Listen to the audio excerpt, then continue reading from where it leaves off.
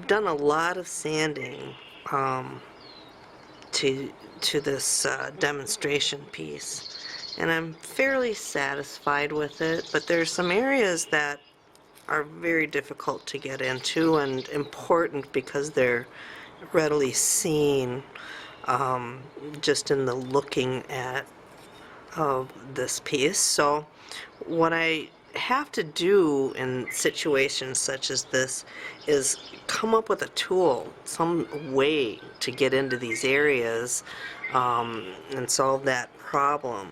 For this case, I'm going to use a small dental spatula. It's got a very small end, and it's on one end, and then it's got a wider spatula. It's very thin, quite flexible, and then I've just wrapped some 150 or 120 grit actually right around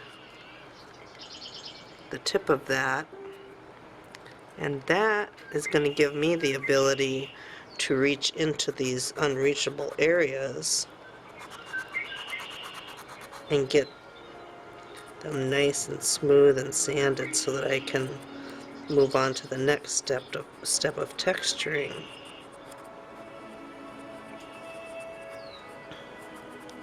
And again, you know, this is one of those things that your patience is going to pay off, because you won't have to try and hide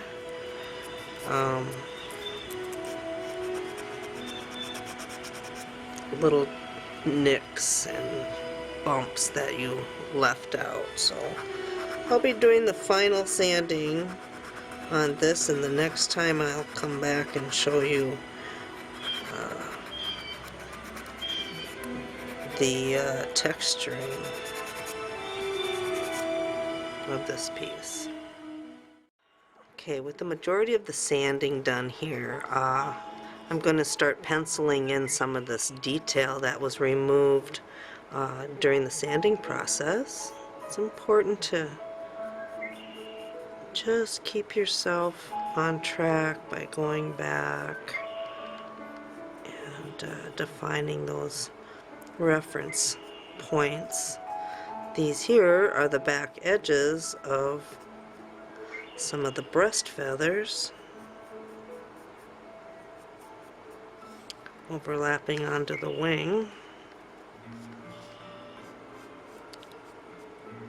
being pushed away in the front of the wing from the body.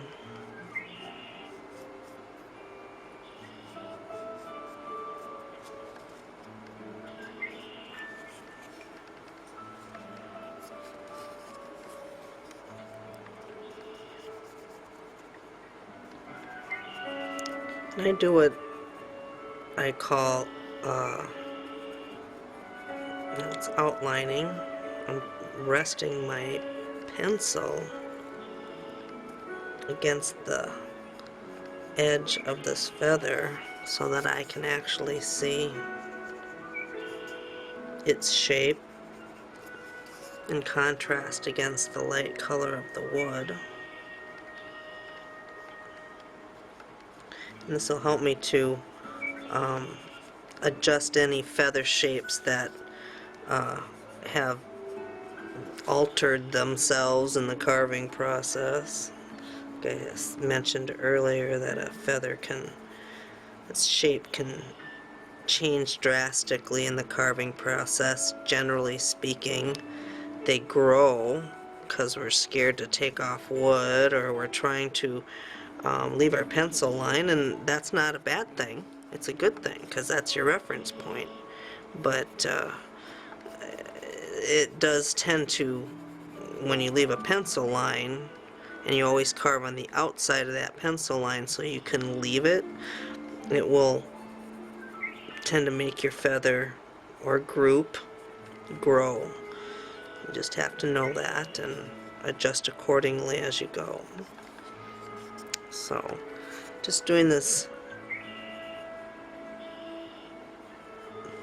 outlining here will aid in my seeing and checking feather shapes.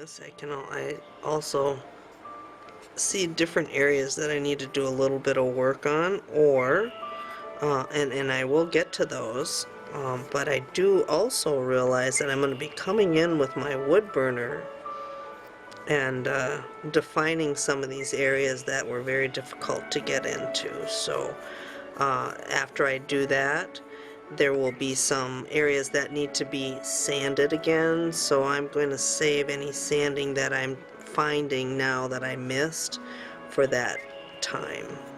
We're going to just move on here.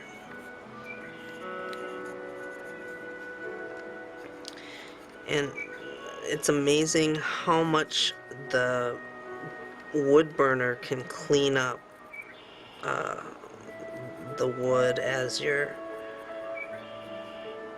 wood burning. I mean, little parts you couldn't get in to clean up, say in here, will come out much cleaner than they look right now just by having a wood burner get in there.